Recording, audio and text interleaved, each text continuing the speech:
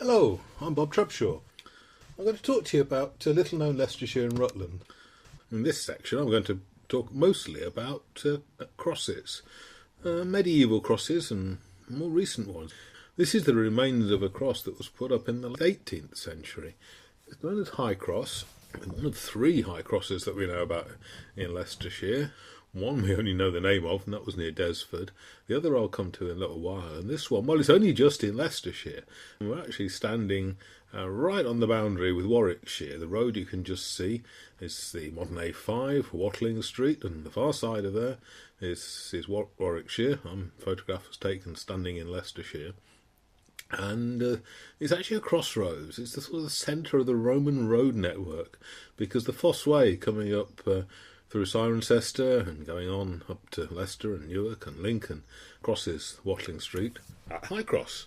There's never been much there. There was a small Roman marching station, but it was never much. And then a sort of 17th century coaching inn come farmhouse that's actually in recent years been a sort of bed and breakfast, so forth. But it was basically regarded as by the Romans at least as the centre of England. This little stump is what's left of a rather splendid monument. We know what it looked like because of this illustration, which appeared in the 1790s in a work edited by John Nichols. There he is, called The History and Antiquities of the County of Leicester. It appeared in numerous volumes. And he basically tells us that this monument was erected in 1712 by the Earl of Denbigh and other gentlemen to celebrate the end of the French wars. Well, of course, little did he know. I mean, this was not the end of the French wars. It was just a sort of, shall we say, an extended truce. The French would sort of be warlike again within 100 years. And even by the time this illustration had appeared in print, sadly it no longer looked like that because it had been struck by lightning in 1791. John Nichols, splendid local historian, one of the best of the county antiquarians. He actually also shows us what was located here, High Cross, before the splendid monument. It was actually a finger post, and he tells us that it was erected in 1648. Actually, he tells us it's erected on the 14th of September 1648. I mean, this is a guy who's writing about this in the 1790s, so splendid historian. Of course it was erected in 1648. The local parish council, which is actually Claybrook Council, were really up to speed because there'd been an Act of Parliament in 1648 which required every parish to place guideposts or finger posts at crossroads. So just for once, the local authority was actually getting things done. I'm always fascinated by Watling Street because it defines much of the boundary between Leicestershire and Warwickshire, this almost straight line passing through. Leicestershire, very much East Midlands. Warwickshire, very much West Midlands. If you pick up the local dialects, Leicestershire dialect, very much East Midlands dialect. Warwickshire dialect, very much West Midlands dialect. And you find towns which just sort of straddle the boundary, Hinckley in Leicestershire and Atherstone in Warwickshire.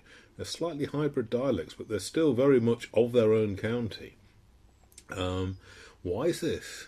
Well, we actually got to go back to the 9th century with the creation of the Danelaw, King Alfred, coming to a sort of a treaty with the Vikings and saying, well, the bit to the north and east of Watling Street, that's Viking, and the Wessex are going to keep the bit to the south and the west.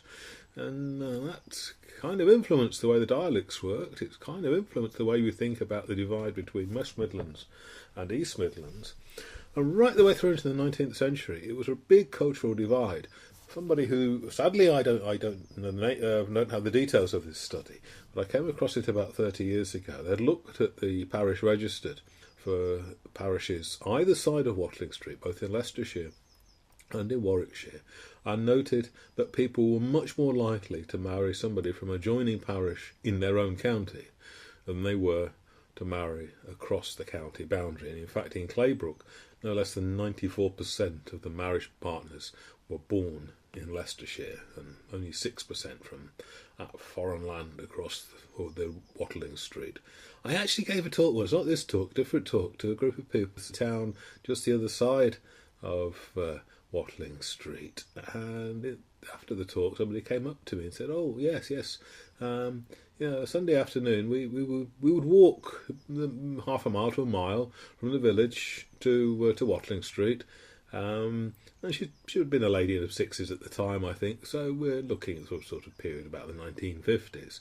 Certainly, there would have been traffic on the A5 at that point, but it certainly wasn't sort of nose to tail Eddie Stobart lorries and so forth. But no, they walked as far as the Watling Street, the A5, and turned back. They would never think of crossing over the road and going into Leicestershire. Really quite weird.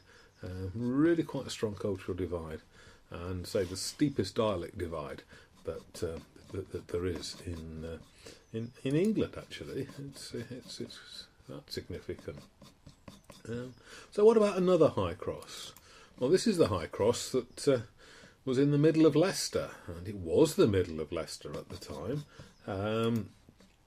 It's not the middle now. We think of the clock tower as being the middle, but the clock tower was outside the medieval city. It was literally outside the city gates, in an area known as the Haymarket.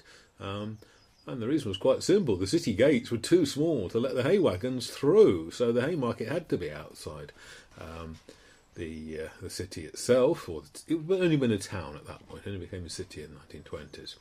So the town walls were still there at the time when this was built in the 16th century. Splendid octagonal cross. It doesn't look much like a cross. It's a shelter to protect some of the market traders. One column of this cross survives, and we know it used to survive here because we can see some granite sets just at the bottom of the photograph. This is not a recent photograph, it's taken over 10 years ago. It's on High Cross Street, very close to the junction with what we know as High Street, but at the time would have been on Swinesgate. When we're looking along High Cross Street, there's some quite interesting old frontages, old buildings down that road. It's a bit of a backwater now, and that's what this street looked like in the 1820s. Illustration by John Flower, and we can see this one column from the 16th century standing there. The big building with the two rounded gables is actually the town jail. It doesn't survive now, bar one wall, but the buildings immediately to the right of the town jail actually mostly have survived in some way or another. You can just see some evidence for this here, and more particularly here. The rather sort of crumbly bit of wall just to the left of the To Let sign is actually all that survives of the town jail. There might actually be a little bit in the basements underneath that 1712 building, but that's that one bit of vertical wall has survived. So looking in opposite directions here, we know that column was the one surviving part of that rather splendid 16th century structure. But in 1769 it was getting in the way of all the horses and carts, and so Town Council made the decision that it had got to be taken down. But a bit of a compromise, and they left one column, and that's what we see in the 1820 illustration. But even that was in the way.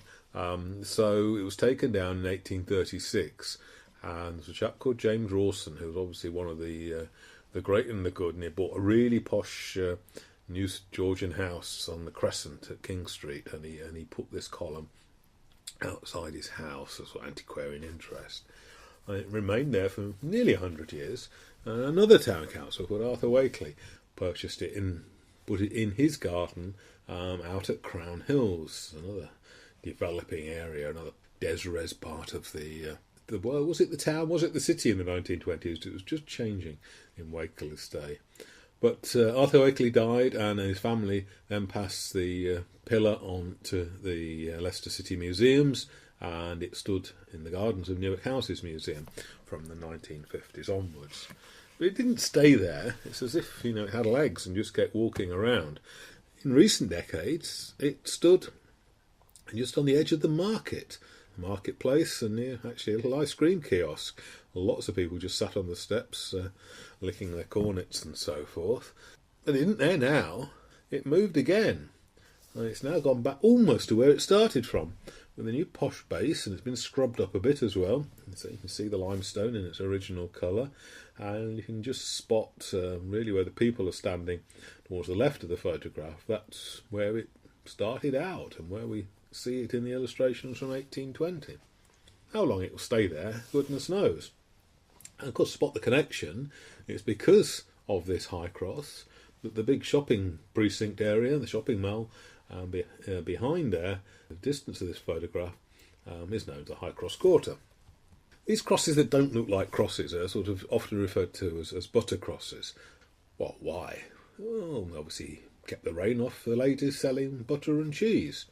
Well, so long as the rain was coming straight down and wasn't blowing sideways.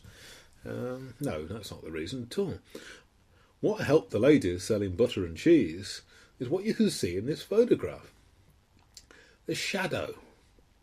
Because take my word for it, it's much easier to sell a pat of butter than it is a puddle of butter, and also it's better to sell your cheese before it gets all hot and sweaty in the sunshine.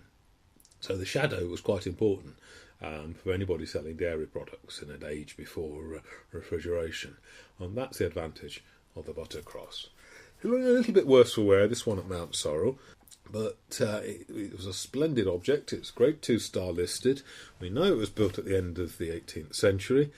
The English Heritage Description refers to it as a stone unleaded dome with a classical open peristyle of 8 Tuscan columns, supporting an entablature with leaded dome and stone vase finial. It was always intended to be pretentious. This was put together by a chap called Sir John Danver. Actually, he was the son of somebody else called Sir John Danver. We encountered the Danver family when we were talking about the Moody Bush Stone near Queniborough in the previous presentation. Well, the story of it is that this cross, which is a lovely medieval lantern cross, now stands in Switzerland, but it started out life in Mount Sorel, in the High Street, preaching cross. It would have had a couple of saints in those sort of niches, but they of course went in the Reformation. But what are left are some wonderful cheeky chappies, these little demons and so forth. It's a truly splendid piece of probably 15th century carving. Sir John saw this cross and said, well, actually, that would look rather good in my new posh house, the one I'm just building at Switzerland, all in the latest style. Well, we know the style as Queen Anne, but he was actually building it before Queen Anne came to the throne, so he was a real trendsetter. And one thing you needed for your posh garden was an eye catcher at the end. He's just off in the distance somewhere, and frankly, a little sort of concrete garden gnome from the garden centre really wanted him to do it. But he sees this medieval cross shaft, it's splendid, just what I need. So he says to the local people in Mount Sorel, all right, I should get my men to take this cross and take it to my house. And they say, Sir John, actually, we're rather fond of our old cross. We prefer it stays where it was. Oh, balderdash. So somewhere down the line there was a compromise. Sir John got his medieval cross shaft, and the people of Mount Sorel got their lovely Tuscan-style Buttermarket cross. Perhaps arguably say they got lumbered with this Tuscan and entablature and lead dome and so forth, because it wasn't made from the best quality materials, and it's been costing Mount Sorel Parish Council a fortune to keep it standing ever since. But it's still here now. People at Mount Sorel are difficult to sort of be satisfied, because come the 1990s and they say, well, it's a shame we let Sir John take away our medieval cross. It would, we could do with one like that, really. So what about that sculpture that's working in the village, Mike Gravatt? I wonder if we slip him a fiver, he'll make another one for us. Well, I strongly suspect it didn't cross the fiver, but this is what was put up in the 1990s, and it is superb. There's Mike standing on the top of scaffolding, just waiting to put the top bit in place. Health and safety didn't quite reach modern day standards in 1994, and he's clearly inspired by what was going on in the original medieval cross shaft and its decoration, but it's come up with something quite contemporary, quite stylish, and rather striking. I'm rather fond of it.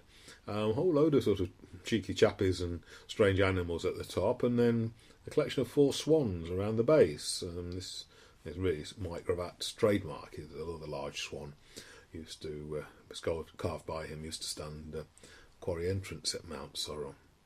So there we go, there's the two together. Not exactly the same, but clearly inspired. So Mount Sorel now has two crosses, neither of which have got a cross on top, and Rutland has got the original medieval cross shaft. It's there, it's out in a field. The field's got quite a lot of pony paddocks and so forth going on. So John himself ended up buried in Rutland churchyard, or at least we think he's inside the churchyard. His tomb straddles the churchyard boundary. It's a rather strange thing altogether. And the reason is that he wanted to be buried with his dog. And of course, for very good theological reasons, dogs can't be buried in churchyards. So again, a compromise. A tomb half in, half out, a churchyard. Dog on the outside, Sir John on the inside.